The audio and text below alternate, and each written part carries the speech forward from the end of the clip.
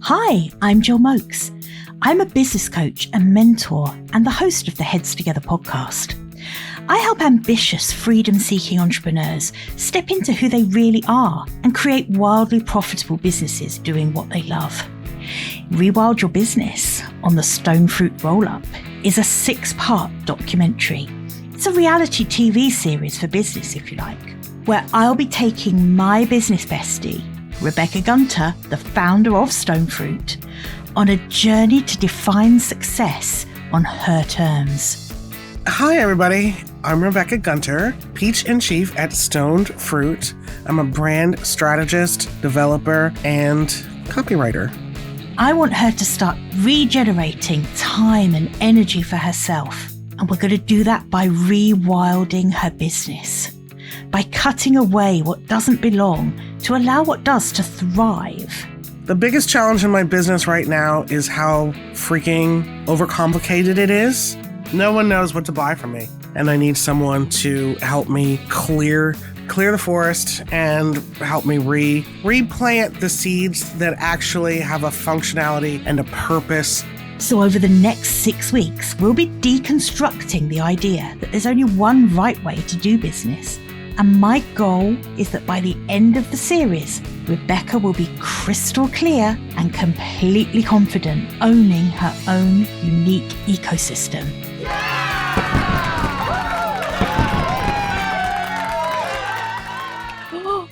Hello, people. Welcome back. We're into week 4 now of this epic docu-series. And it's a show within a show, by the way, which Rebecca and I both agree is the only way to go. Show within a show, so good. We're rewilding Stone Fruit. And this week, we are going to kick off by, if you remember in the last episode, we worked on Rebecca's positioning. And I set her the homework of going away and coming up with, following her own process and coming up with her positioning statement.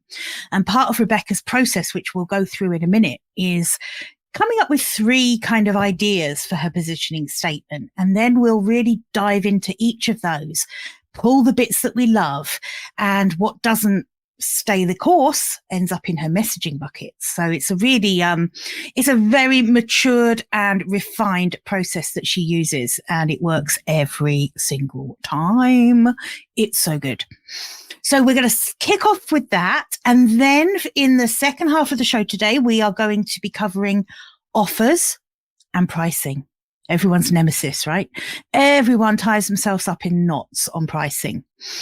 So going into offers really follows on so naturally from the positioning part, because when you're positioning, you're really getting crystal clear on who you serve and how you serve them. And so that how you serve them part is your offers. So let's kick off first by revisiting Rebecca's homework. In fact, I might put my teacher glasses on. Hold on. Okay, I'm ready to review your homework, Miss Gunter. Please step into my classroom. Oh my God, I'm so nervous. I've been called into the principal's office, and I admitted that I'm nervous because you know that expression, doctor, heal thyself? That's how I felt writing these positioning statements. I can imagine. I need an adult. I need somebody to help me frame this out and give myself some perspective, which is odd, I think, Jilly, because this whole journey, this rewilding journey, this 6-part taking, all of this time out of working in your business and on your business, this is meant to be a solo retreat in your design. Talk to us a little bit about that and how to kind of help someone who's crawling through the glass without any kind of validation or confirmation. How scary is that? And actually, I am honestly going to start off by saying that positioning is probably the one thing that is nigh on impossible to do completely on your own. So even if you were doing this as intended in a virtual retreat, solo retreat, I think that this is one thing that you need support on. whether that is in the form of one-on-one support like this, or whether it is kind of just some resources to really help you with this, because there's a reason that people come to you for this. It's so hard to do it for yourself.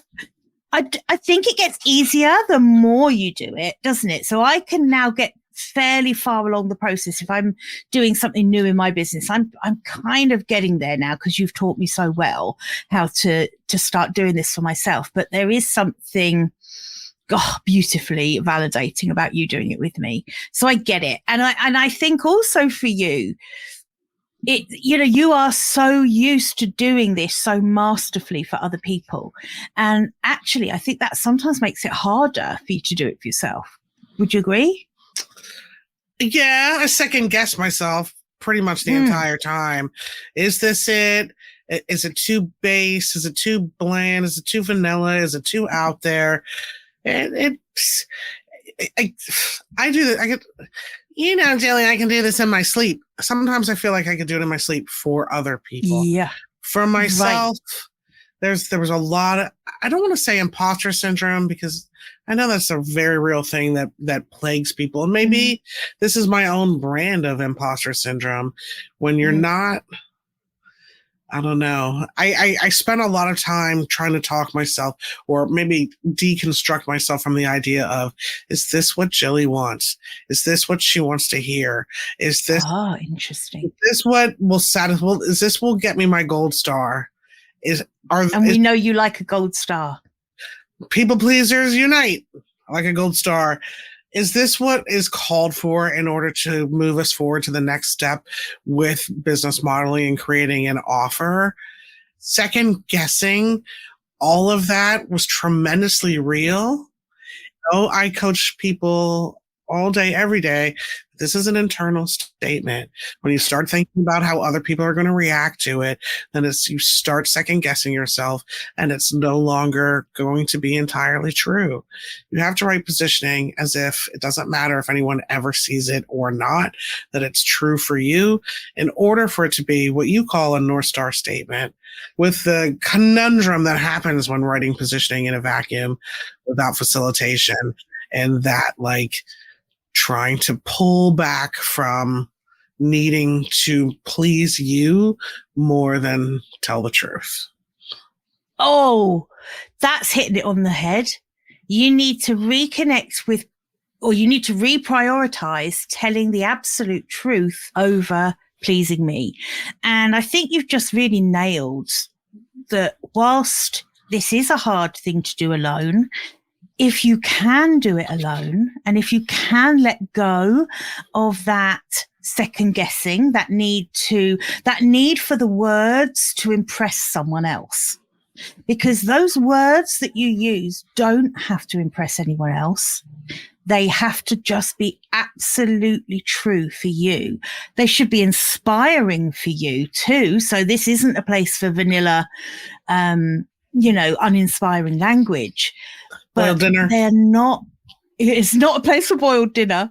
Anyone watching, that is a slightly, it's an inside joke between Rebecca and I, and I'm going to share it with you because otherwise that's just annoying. It's because I once told her that when I was a child, on my birthday, I got to choose whatever I could have for my dinner. And it would always be this kind of really bland boiled potatoes, boiled peas, and some kind of really bland mince thing. Ground beef, as you guys call it. So it's ever since then, she's called it boiled dinner. I'm not going to yuck your yum.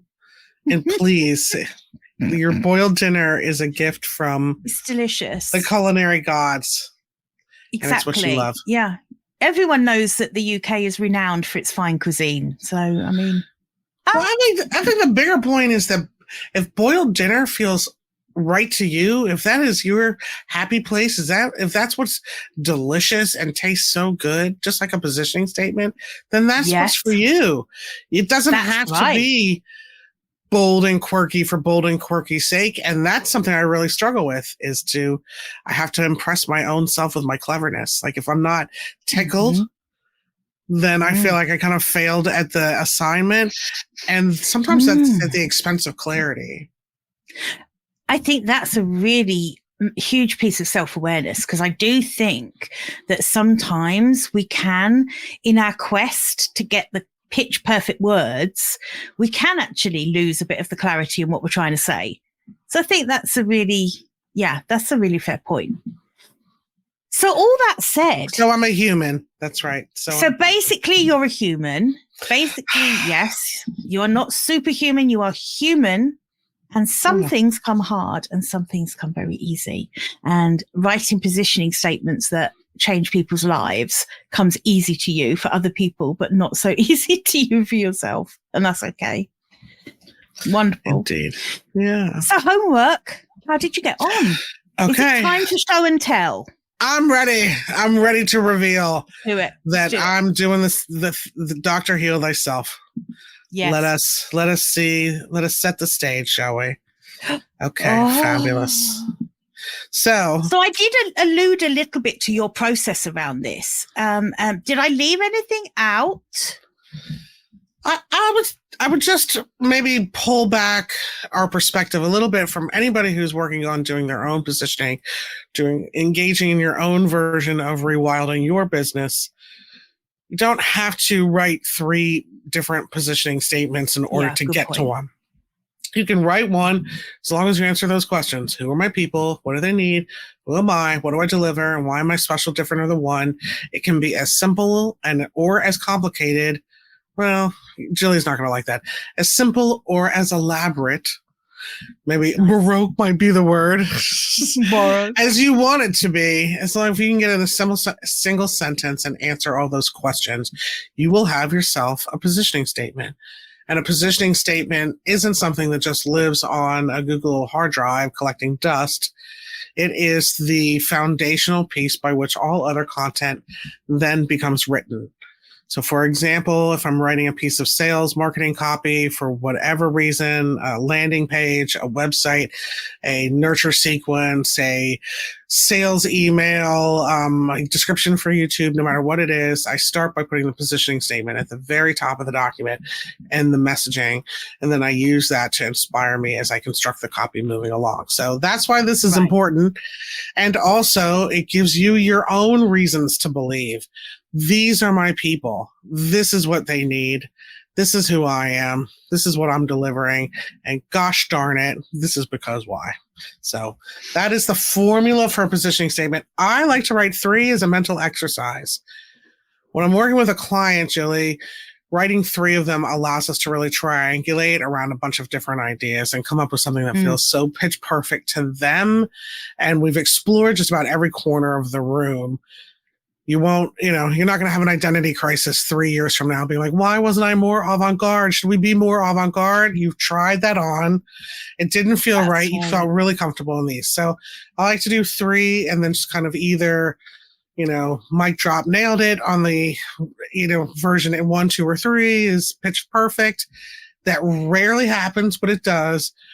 Usually what happens is we kind of go through and pick them apart and tease and find out what's the best of the best and create kind of a hybrid version for. So that's why there are 3 of them here. It allows us to really approach kind of similar concepts from different angles. And again, it's positioning. Like, I know I'm not allowed to say that word in this series because not everybody understands what positioning is. But to me, I just can't find another word that just places you in the perfect coordinates of the business arena so that you can be really successful attracting the right partners, collaborators, clients, etc.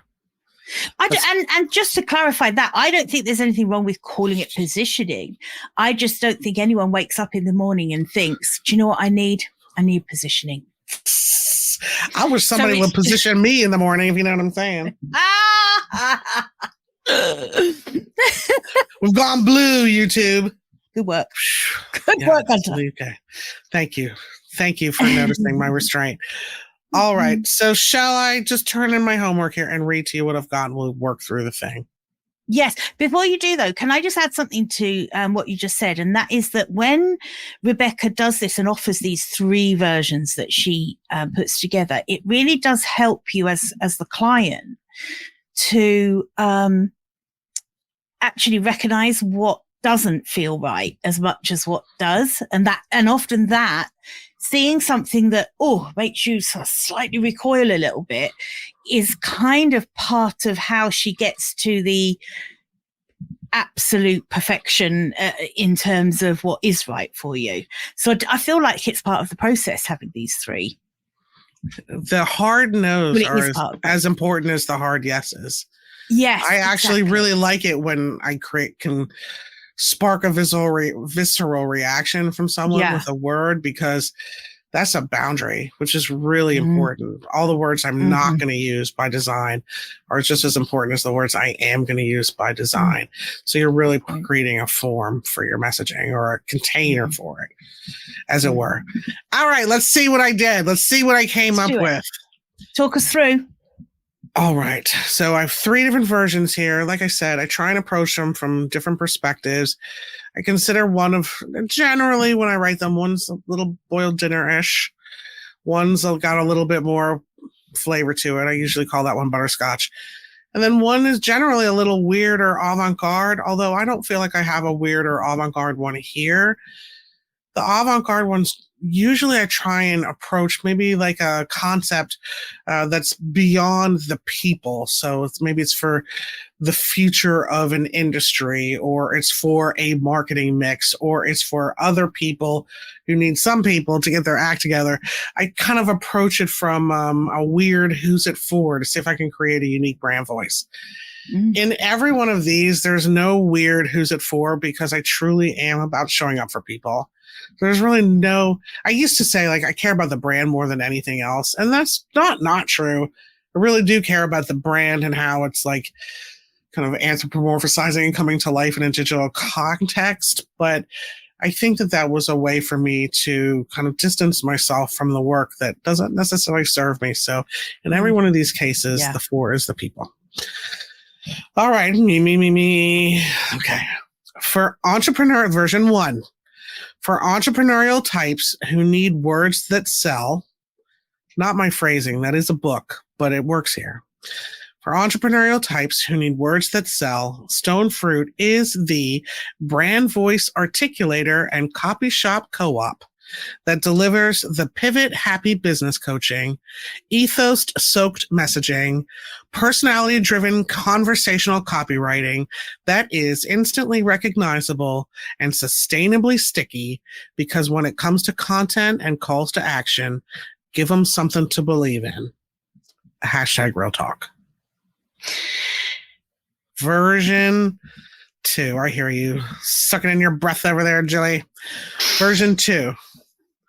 For the hard-headed and the soft-hearted business builder who need a brand voice to bring their reputation to life, Stone Fruit is the creative content agency and wordsmithery that delivers the extraordinary messaging, strategic coordination, and creative writing that holds a mirror to your essence, value, and values, reflected back to the world in words that sell, because this marketing mix isn't going to feed itself. Facts. That one feels a little cold to me in a way. Doesn't have the warmth I normally exude. I hear that. Version 3.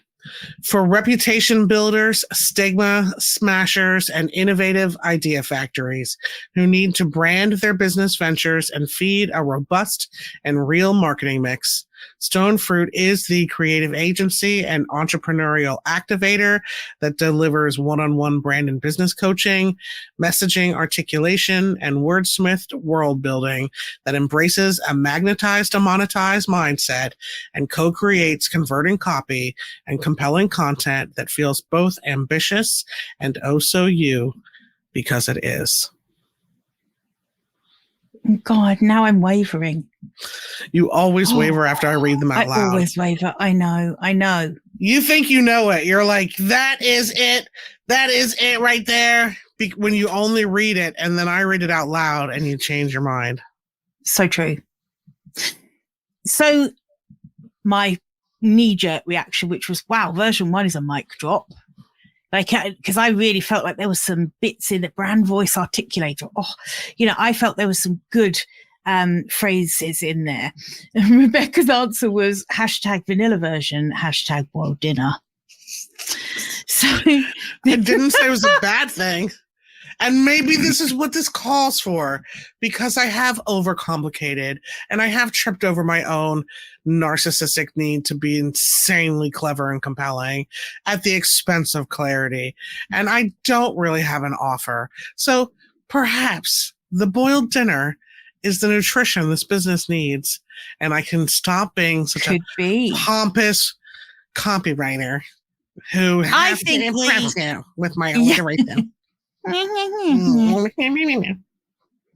I think versions 1 and 3 are going to merge like some beautiful mythical creature and produce the positioning statement to end all positioning statements. I mean, the magnetize to monetize mindset, mama. I mean, you've got to have that. Right, you've got to have that. I mean... There's not many bits I like in version 2. I don't like hard-headed. Well, yeah, for version 2, I don't like hard-headed, soft-hearted. I mean, my clients are stubborn. Yeah, true. They are stubborn. Yeah, you don't work with kind of women who aren't absolutely committed to their cause, their goal. No shrinking violets on my roster.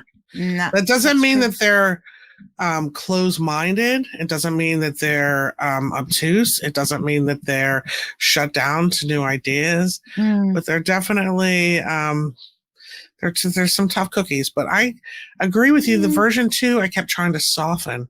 It felt so clinical. It felt masculine, cold, a little not dark, but like.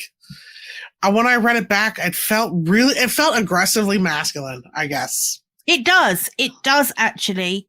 And even that because this marketing mix isn't going to feed itself. It's like kind of like a Kathleen too was my favorite. She don't play. But here's the thing. This is the really interesting thing, isn't it? Is that it doesn't matter what it means to me, and it doesn't matter what it means to Kathleen. It matters what it means to you, and it matters whether you feel that is the absolute truth that sums up who you serve, how you serve them, etc. And I don't think. I mean, there is a truth for me there that this marketing mix isn't going to feed itself, because that's really the essence of why people come to, like, at the end of the day, what would success look to you? I would have the right words and a robust marketing mix that somebody was feeding, and it wasn't me. So if we go down to version 3, and to that because it is. That's the most rebellious because only I've ever written. Because it is. And it mentions feed a robust and real marketing mix. It does. I love version 3, but there's a couple of bits of version 1 I don't want to lose either. Part of the job of Stone Fruit in terms of offers and delivery is weaving that entrepreneurial activation piece into everything Stone Fruit sells. So for me, when we're building out the offers, I think that's going to be an incredibly important part. What do we need to add to this offer so that this copy gets used, so that this client gets the full fat benefit from having this brand voice? I have goosebumps even thinking about talking about it this way. Because that's a complete differentiator as well. Because I believe most copy agencies or content creation agencies would not see it through that lens. They would simply see it, and this isn't a criticism necessarily, because I think it's what we kind of always strive to excel at our thing. So if you're a creative copywriter, your goal is for your copy to be exquisite. You possibly won't go deep enough to understand that your true goal should be for your copy to be used by the client and for that copy to get the client the results they want from buying that copy. And those are two really different things. That's a brilliant You could point. create the best copy in the world, and if the client doesn't use it, it's actually worthless. Actually worthless. Agreed. I don't know about you, but I've already started having thoughts around the offers now just because of this piece of work. So for me, there is that direct correlation between doing the positioning work and that work in itself, that process in itself, giving birth to the right offers. Because when you realize what you're trying to deliver and what the people who you want to serve actually want and need, putting offers together that meet those needs becomes so much easier. You're not second guessing anything. It's really clear what the offers that you should be putting together are. So just a little thought there on how next week, because this week I'm hoping that you will take this positioning, complete it in its entirety with the messaging buckets, and then use that to come up with the first draft of the offer ecosystem for Stone Fruit. Help. What's the offer ecosystem? How do I articulate an offer? Give me a little bit of prep and the roll-up audience at home as to how should I be formatting it? How do I get that gold star? How are you going to get that gold star is you're going to start, as always, with everything we do in our businesses with the who. So you're coming back to that who again. And then you're going to think of what offers do they need at which phase or place on their entrepreneurial journey? What do they need when they're fairly new on their entrepreneurial journey? What do they need when they've been in business a few years? What do they need when they've been in business for 15 years and are looking to, scale or exit? And then you decide where Stone Fruit shows up in that journey. It might be that Stone Fruit doesn't show up until those people have been in business for a couple of years. They've already got, a viable business going that they want to take to the next level, which is my gut feel for where Stone Fruit is. I think most people in startup phase don't invest in copy at the outset.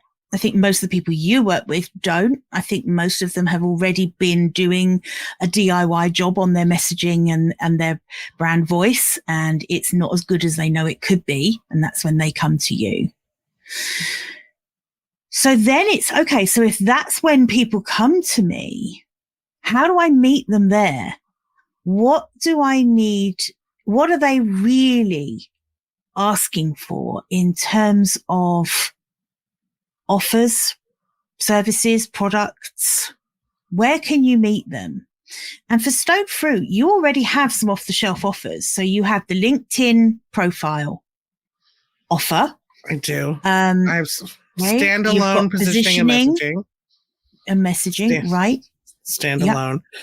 I have the Business in the Raw at Home edition, which is a 12-week coaching program. Right. Mm-hmm. And then, of course, based on bespoke proposals that I've put together in the past, a welcome sequence package, a full funnel development package. Those are things that I have in the past, but maybe those are going to be too mechanical for you. They don't exhibit enough coaching. Actually, you know what? I think that Stone Fruit, my gut feel is that we want a handful. I get that we want a handful of off-the-shelf offers. So things that just are. This sort of offer, there's not, there's no real tweaking of the offer. It's if you want this is how much it costs. You can click here to buy it. So I think that the offer ecosystem for Stone Fruit begins with those entry-level offers there. But I actually think that after that, I like the idea of Stone Fruit co-creating offers with its clients that always weave in entrepreneurial activation phase and then the content phase. And I think it can weave into every single offer that you put forward. if you'd asked me 90 minutes ago what my differentiator is, I probably would have said that no one can write like me. Now, that is not at all what I'm thinking as our differentiator. The fire beneath your butt, to be who you truly, truly are without second guessing yourself. Actually, to be who you truly are, but also to allow who you truly are to embrace a brand voice that is better than the one you could have curated for yourself on your own. And that comes down to that piece around getting people to a place where they're brave enough to adopt something that may not immediately feel comfortable to them. That takes courage, takes bravery. But if you don't address that in what you do, like I say, those are the people who don't use the copy. Nothing changes for them. They've just money down.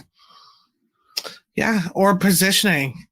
I mean, honestly, Jilly cannot tell you how many people I've positioned that don't ever implement it. Right. And we're all in the session. They're like, "Oh my God, I feel so seen." And then then we're still out there talking about their personal brand or their business brand in exactly the same way you were talking about it before you came to me in a crisis. Yes, and I'm not punching down at those folks at all. You may not know how to implement it, but generally, I think it is around the courage to embody it. I do. I really do. And particularly someone who is or sees themselves as a change maker, a stigma smasher, those people are coming to you because your copy is so out there at times. It is so compelling. It's so different. It's so unique. But that means that those people might need to even dig into more courage to really embrace that and get comfortable with that level of brand uniqueness in their voice. So I think it's an essential part of every offer. I am excited about that piece. Yeah. I'm excited about that piece. So I know we haven't had a ton of time to kind of go deep into crafting offers this time, but we're going to pick that up next time anyway, because that's how this series has so beautifully worked out, that we start on one thing and then we have homework and then we pick it up again on the next one. So I kind of like that rhythm to it. So what do you need from me in the time we have left today to be able to go away and start offer sketching? And what I mean by offer sketching is coming up with perhaps an ecosystem of 5 to 7 offers that really represent what Stoned Fruit can do for their clients. So at this stage, I don't really care about whether they get one 30-minute call or 2 30-minute calls with you, or whether they get a 500-word blog post or a 1,000-word blog post. Let's not go that deep in the weeds.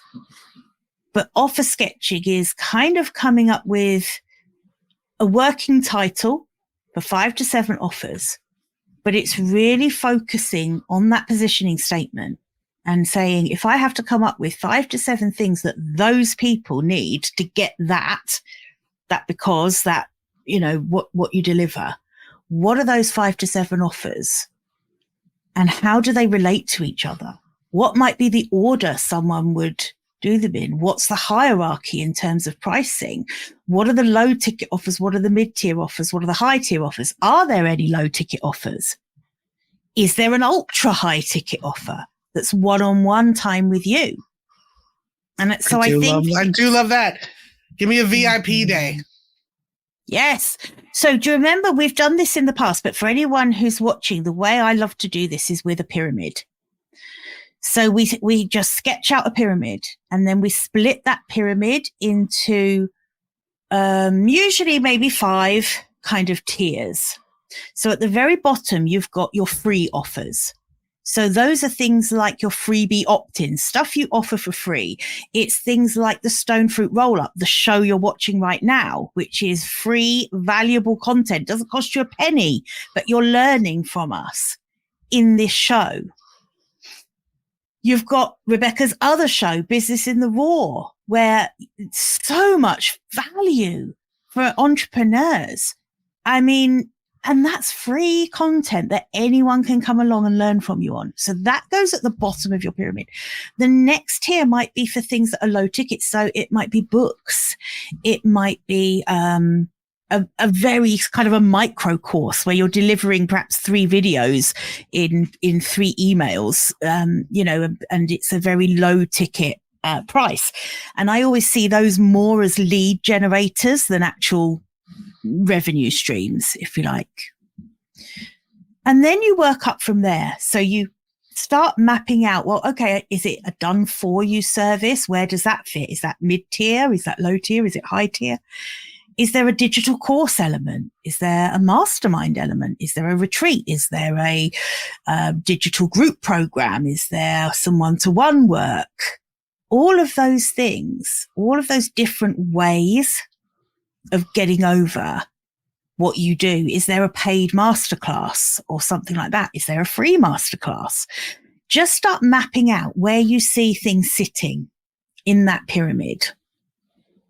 And in terms of pricing, I always just keep it pretty simple. I want you to think about where you want to start. So some people don't entertain low ticket offers. So and a low ticket offer to me is anything below $2,000. Okay. So some people say that's not low ticket, right? But actually I think low ticket is anything you could sell on a sales page. And up to $2,000, you can have a go at quite well at selling directly from a sales page or from a website. People can click and buy. Anything above that, I think there needs to be a slightly more sophisticated vehicle for selling, whether that is a call where they actually just get to discuss their requirements with you, whether it's perhaps a masterclass where you're really educating them around what you're selling, and then they get to either have a call or to go to a sales page after that. But it's not strictly just going to a sales page, clicking and buying. So in terms of pricing, start thinking about that. You know, do you want to be having a lot of sales calls, or do you want to reserve that for definitely the higher ticket offers that you have? And therefore, does that mean you need to price things slightly lower at the bottom of the pyramid so that you can take that more intensive sales part of the process out and sell from a sales page? That is so helpful. Things to think about. Things to think about when you're just sketching those offers out. And there's no right or wrong answers. There's no too many offers. There's no too few offers. It's about as you're doing it, you'll get a feel for what feels right for you. And the one thing I would say to you is that you want to have, I think sometimes people call it like a value ladder, but basically you want to take a client on a journey. You don't want a client to come to you, buy one thing and then have nowhere to go. So you want to think about, well, where are they when they come to me? What do they need right then? Okay, I want certainly one, if not a couple of offers that they can choose from at that point. Once they've completed that work with me, or once I've delivered that work to them, what would be the natural next step that they're going to want to go to in terms of what they're ready to buy next? So a great example of that for you might be website copy. So once someone has the website copy and has finally got a website that's generating traffic, that's actually bringing leads into their business, what do they need after that? It might be that they now need some really decent nurture sequences that are responding to these leads that are coming in to them, right? It'd be a natural next step for them. And you can also then, for a business like Stone Fruit, where we're going to have some offers that are buy off the shelf, you can start thinking about naturally aligned bundles. So a beautiful sell on website copy would be, you can pair that with your nurture sequence for new people joining your email list, because that idea that you bundle those together gives them even more confidence in buying the website copy, because straight away they're saying, oh, so once I have the website copy, I'm going to need this because I'm going to be getting more inquiries. Okay, that makes sense. Then I definitely need that website copy because I want to be the person that needs the email sequences. So a little psychology around it, and it's completely authentic. It's absolutely taking them on a journey. Once they've got that and they've now been utilizing that copy because you did the work with them to be brave enough to utilize that copy, then what comes next after that? Maybe now they feel more confident to create higher ticket offers themselves. So maybe there's some sales page copy that needs writing, or maybe it's that thought process. Right? It's that thought process. When someone comes to me, what do they want? Then what do they want? Then what do they want? What's the natural alignment of offers? It's kind of the enlightened brand in a way. Yeah, it's just it absolutely putting it against is. The map of a customer journey. That's right. Again, Dr. Heal Thyself. Yeah. Jilly. Okay. Whew. That was a lot. I know. That was a lot. That positioning is getting so tight now. I love it, first of all. Well, I think now that I can go away and sleep on it and figure out kind of what pieces need to be tweaked and polished. Tony texted me to tell me that there's a big question in the chat. So this must be super important. Ooh, okay. How do we actually get Rebecca so she doesn't need to be on calls all of the time and getting nothing for them? Well, are you on calls all the time and getting nothing for them? Yeah, yes. Who are you on calls with? Yes. Girl, I put the free and freelance. Like, I'm always wanting to help somebody move things along. And I don't feel like the call is that I'm getting nothing for them. I'm in my own way by not having an offer to put them into. I'm in my own way by not, closing that deal. I'm in my own way by not nurturing them, on my email list or personal outreach or whatever. I'm the one who lets the canoe go off the waterfall. That's right. And then it's like, why am I off the waterfall? Like, so you have the complete opposite problem to most people. Most people have the offer. They just can't get on enough calls with enough of the right people. You are getting on calls, but you're not making the right offer. 100%. Most people would kill to have that problem rather than the one they have. Well, let's not kill anything other than bad vibes. True. Good question, Tony.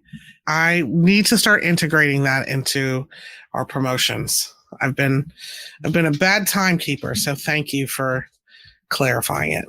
Much appreciated. Jilly, I did not give you much chance to promote yourself, but gosh darn it. Wow. That's not why I'm here, woman. Well, I hear you, but gosh darn it, where can people find you? Please come see my sparkly website at gillmoakes.com. Gill is with a G, and it's pronounced Gill, not Gill. So come see me here. Yep, that is my website. You can see on the top right there's a vision and goals workbook bundle, which doesn't really do it justice, that title. So if you would like that, go ahead, click on that. That will take you through quite a bit of stuff that is very foundational for your business. Also come and check me out on the Heads Together podcast. Thank you. So yeah, that's where you will find me week in, week out. And yeah, come and check out. And see Jilly, connect with her on LinkedIn. Don't forget to ring that little bell. Ding, ding, ding. Ring the bell, everybody. Ring the bell. Jilly has great LinkedIn content. If there's ever going to be a thing as great LinkedIn content, it is 100% Jilly. So get in there and connect with her on that way. Do. As always, everybody. Please come back and see us next week when Jilly continues to hand me my own ass and business development and being the extraordinary coach that she is, who is helping me stop crying about going over the waterfall in the canoe and start paddling in abundance. How was that? And as always, my pleasure. Thank you. Thank you. Thank you, Jilly.